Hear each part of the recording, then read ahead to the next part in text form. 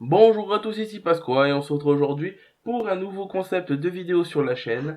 Comme vous avez pu le voir sur le titre de la vidéo, ça va être des reviews de chaque épisode de la nouvelle série Yu-Gi-Oh! Qui vient juste de sortir le 10 mai 2017. Donc qui s'appelle Yu-Gi-Oh! Reigns.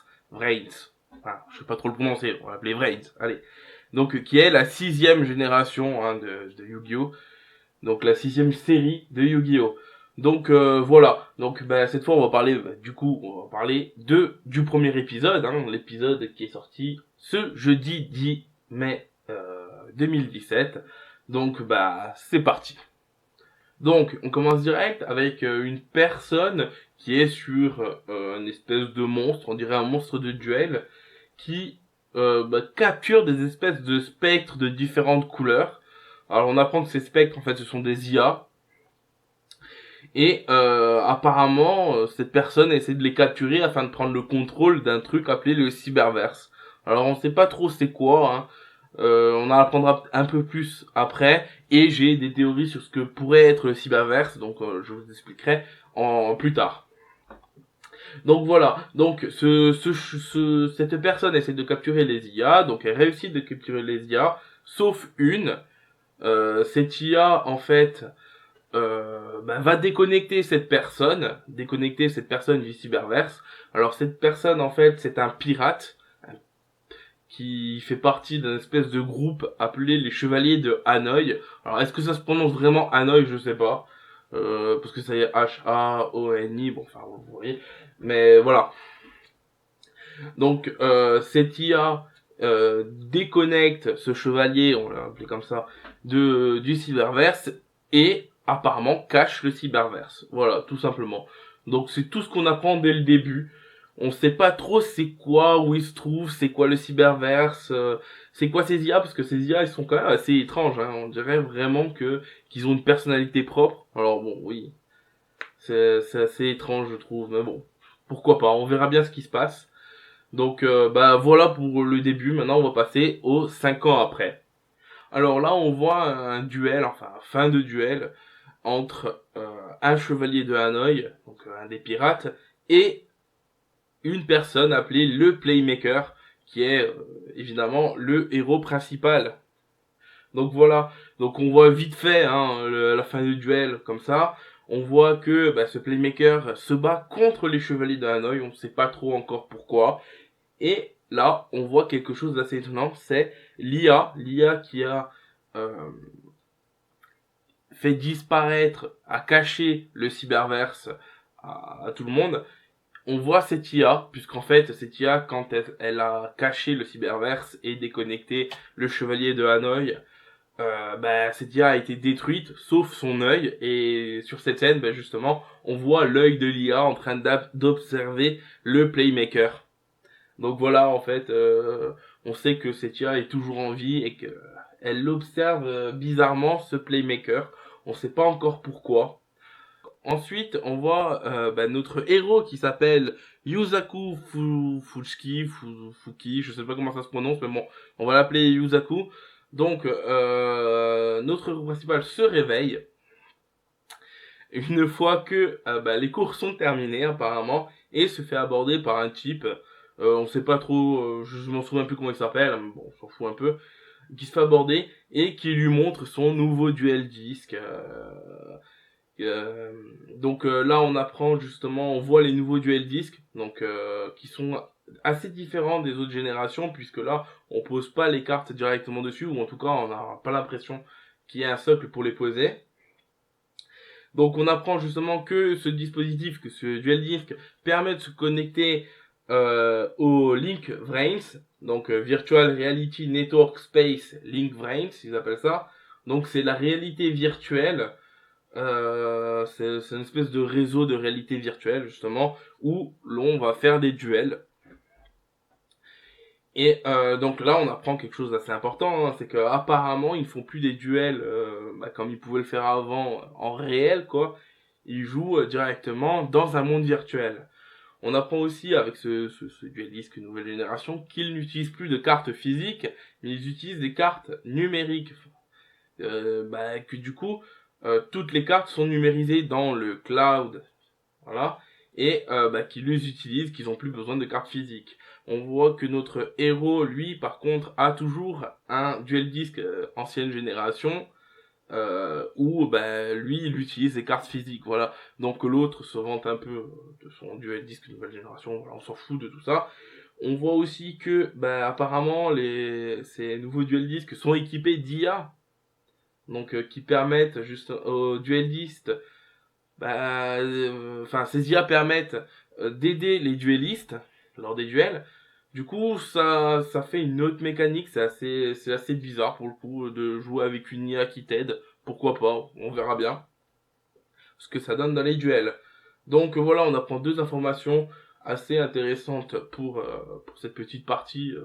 On apprend aussi, on voit un peu aussi le caractère de notre héros, puisque l'autre lui propose de faire un duel contre lui et notre héros dit un peu que non, ça en vaut pas la peine, quoi, parce que en quelque sorte il est pas digne de l'affronter, quoi, parce que il est pas sûr de lui, enfin voilà, il lui donne des raisons pour lesquelles il ne veut pas l'affronter, il n'y a pas d'intérêt à qu'il l'affronte, voilà.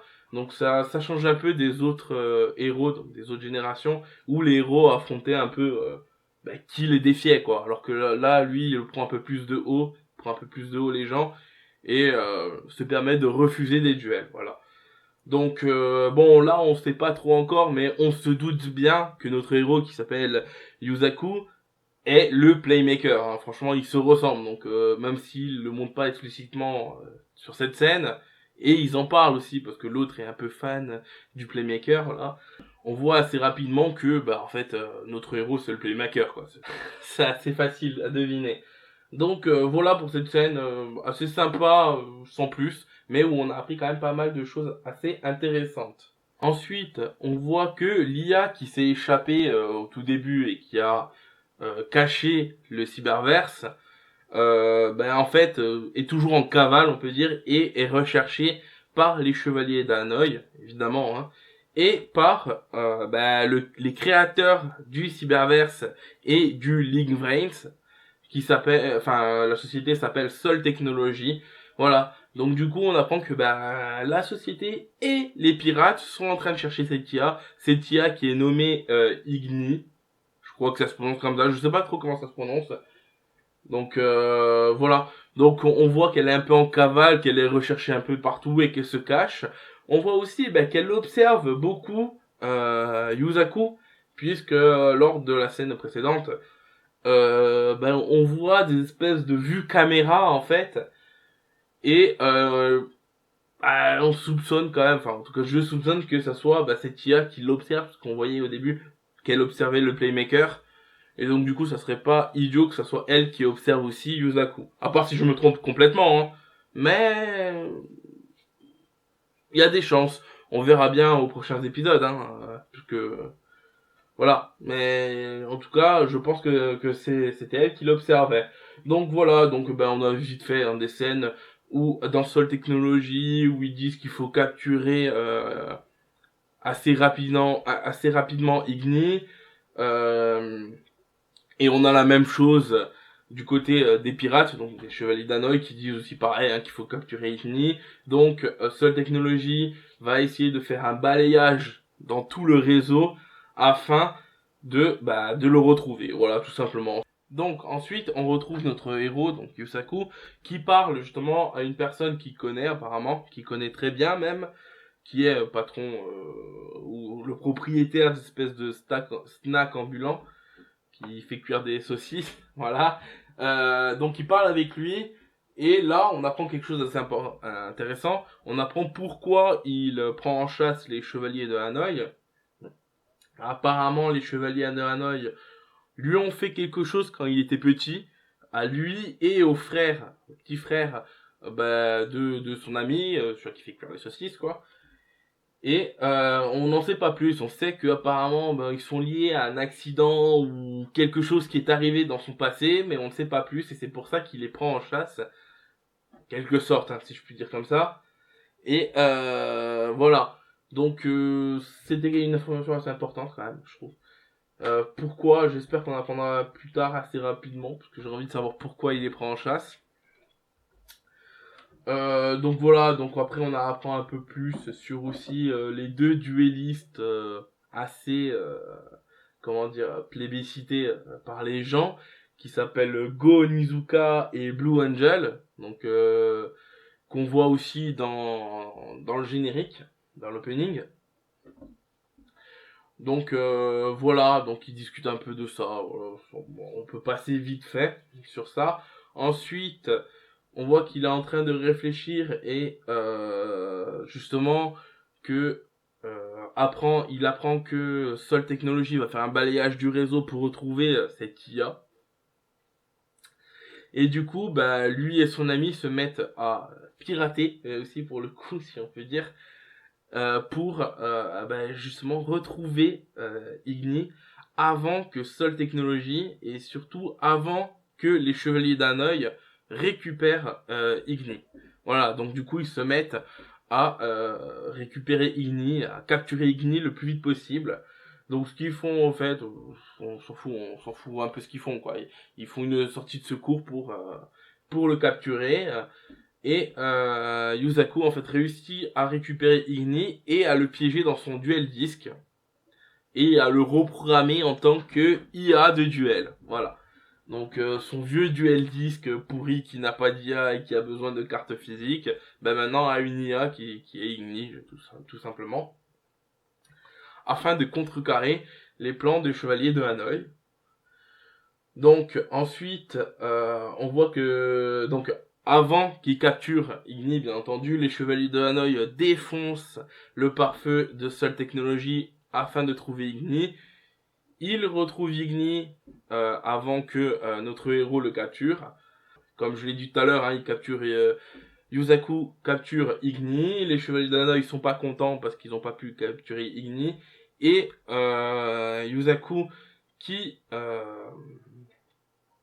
qui est en fait le playmaker, rentre dans le monde virtuel, dans le Link Vrains, et lance un défi de duel au chevalier de Hanoï qui vient juste attaquer le Link Vrains, voilà, en lui disant d'arrêter de détruire tout. Et là, ça termine pas exactement. On voit l'IA qui est en train de faire des calculs de duel, enfin, on sait pas trop ce qui se passe. Il y a un coup un vent qui arrive, et c'est trop bizarre. Mais le playmaker se lance sur une espèce de planche de surf virtuelle. Enfin, voilà quoi. C'est un peu bizarre comme truc. Je sais pas trop pourquoi. Pourquoi, pourquoi une planche de surf pour faire des duels. Enfin, je sais pas. Donc, on verra. En tout cas, le fait d'avoir une planche de surf, si c'est vraiment ça que ça va se passer, ça veut dire qu'ils vont faire des duels en planche de surf. Ça rappellera un peu 5D et les motos, quoi. Du coup, euh, du coup, on verra. Alors, on sait aussi, on a appris que à l'époque, il y avait des speed duels qui se passaient. Donc, est-ce qu'il faisait mention à justement ces planches de surf là ou aux motos de 5D? Je sais pas. Moi, je pense que c'est plus aux planches de surf qu'il y a là. Peut-être qu'il y en avait avant que le cyberverse soit disparaisse. Mais bon, on sait pas trop. Du coup, on verra bien ça plus tard. Donc voilà, ça termine sur ça. Ça termine sur notre héros en train de surfer sur le vent. Ouais, ouais, on peut dire ça comme ça. Donc maintenant, je voulais faire des petites théories sur qu'est-ce que le cyberverse, puisque bon, l'épisode là est terminé, hein. Donc le cyberverse, en fait, pour moi, ça serait plutôt, enfin, on apprend dans l'épisode que Sol Technologies, depuis qu'ils ont perdu le cyberverse, 30% du réseau est ralenti et qu'il y a quelques infrastructures qui peinent à marcher, quoi. Et donc du coup, je me demande si en fait le cyberverse n'est pas le cœur de la réalité virtuelle, le cœur de Link Vrains. C'est pas un monde, parce qu'on sait que c'est un monde apparemment. Enfin, en tout cas, on sait. On suppose que c'est un monde. Donc, est-ce que c'est pas le monde originel, si je puis dire, le monde qui est le cœur en fait de ce système, et c'est pour ça que les pirates veulent avoir accès à ce cyberverse afin d'avoir accès à tout le Link Brains, à toute la réalité virtuelle de Duel, quoi. Donc on sait pas trop, ça c'est ma théorie. Ça me semble plausible pour le coup que ça soit ça, hein, parce que sinon je vois pas trop ce que ça pourrait être d'autre. Et peut-être que en fait les IA qui avaient au début là, qui se sont fait capturer par le Chevalier d'Hanoï, peut-être que c'était des IA qui devaient garder en sécurité le cyberverse, peut-être. Parce que alors on sait pas trop, on voit pas trop comment marche et enfin comment sont les IA des autres duels disques. On voit qu'il peut dire bonjour, on voit qu'il peut dire que c'est pas un mot qu'il faut dire, enfin je sais plus trop, idiot ou un truc comme ça. Enfin voilà quoi, un mot qu'il faut pas trop dire. Mais on n'en voit pas plus, alors que lui, Igni a quand même il est assez évolué quoi. Il a quand même, enfin c'est une IA qui se rapproche beaucoup de l'humain. En tout cas, enfin parce qu'il a quand même des petites mimiques humoristiques. Enfin, il parle un peu, voilà. Du coup, c'est pas une IA quoi. C'est un peu plus évolué. Et du coup, je sais pas. C'est peut-être des IA spécifiques pour protéger le cyberverse ou pour manager le cyberverse ou je sais pas trop c'est quoi comme IA, mais je pense pas que ce soit les mêmes que celles des duel disques, donc j'espère qu'on en apprendra plus tard, un peu plus tard, parce que moi ça m'intéresse ce genre de choses, voilà. Même si Yu-Gi-Oh, je conviens, hein, c'est les duels, c'est faire des duels, mais j'aime aussi apprendre tout sur le background quoi, sur l'univers. Ça m'intéresse aussi. C'est pour ça que j'avais bien aimé Arc 5 pour le coup. Mais voilà. Donc voilà, c'était la petite parenthèse de ce que j'attendais plus tard et mes suppositions sur ce que pourrait être ou ce qu'est le cyberverse. Voilà, donc si vous avez des théories sur qu'est-ce que c'est le cyberverse ou faire ou me dire si je me suis trompé quelque part parce que c'est possible, hein. C'est la première fois que je fais une review. Du coup, voilà. Donc n'hésitez pas à me le dire dans les commentaires. Donc voilà. Donc maintenant on va passer à la partie la preview de l'épisode 2, donc qui est à la fin de l'épisode. Donc si vous voulez pas savoir ce qu'il y aura dans l'épisode 2, alors tout de suite on n'en apprend pas beaucoup dans la preview de l'épisode 2, hein. Franchement voilà, je le fais juste comme ça, mais on n'en apprend pas grand chose. Mais si vous voulez pas savoir, ne regardez pas la suite de la vidéo. Voilà, tout simplement. Donc, on va voir la preview maintenant. Donc, il n'y a pas grand chose à dire pour cette preview, hein. On voit que le méchant, le chevalier de Hanoï, on va appeler le méchant, a lui aussi une planche de surf de vent, voilà, qui surfe sur le vent. Donc, il s'appelle un Data Storm. Donc, je l'avais pas dit avant, mais bon, voilà. Donc, cette planche de surf, on sait que elle va sur du vent. On sait que c'est du vent. Voilà, c'est écrit. On apprend qu'il y a des monstres qui se cachent dans le vent. Ou en tout cas, c'est écrit en sous-titre. Donc, du coup, je sais pas trop ce que ça veut dire. Moi, je pense qu'il n'y a pas vraiment de monstres en fait qui se cachent dans le vent, qui vont pop comme ça et dire youhou. Enfin, je pense pas. Hein, peut-être, hein, mais ça m'étonnerait. Je pense que plus que ça fait référence aux monstres du duel qui sont joués lorsque on surfe sur ce vent là en fait, ou un truc comme ça quoi, je pense. On verra bien de toute façon.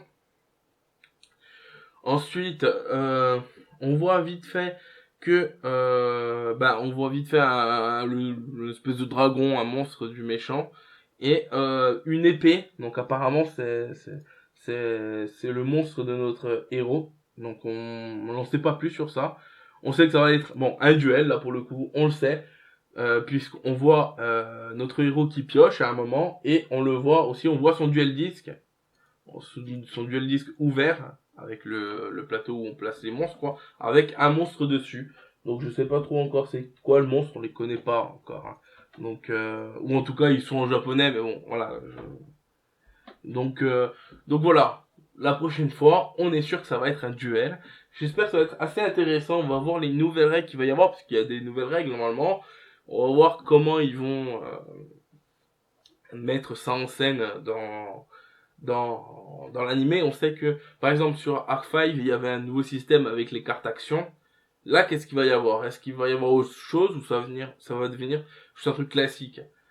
Donc voilà, et il y a aussi le fait que quand c'est marqué qu'il y a des monstres qui sortent du vent, j'avais dit que pour moi c'était des monstres de duel de la personne quand tu l'invoques qui sort du vent, mais ça peut être aussi des monstres random qui pop comme ça. Je sais pas, ça peut être possible. Ça serait bizarre, hein, mais ça peut être possible. Donc voilà, donc on verra bien ce que ça donnera pour ce deuxième épisode. Je peux pas dire grand chose pour le coup, parce qu'on n'a pas beaucoup d'informations, ou en tout cas j'en ai pas beaucoup d'informations pour le coup. Donc voilà, donc bah voilà pour cette review. Dites-moi ce que vous en avez pensé, hein, si vous voulez que je modifie quelque chose, sûrement, parce que c'est la première fois que je fais une review. Donc voilà, merci d'avoir regardé cette review. J'espère que cette vidéo vous aura plu. Merci de l'avoir regardé. Et bah je vous dis à la prochaine pour d'autres vidéos. Allez, ciao!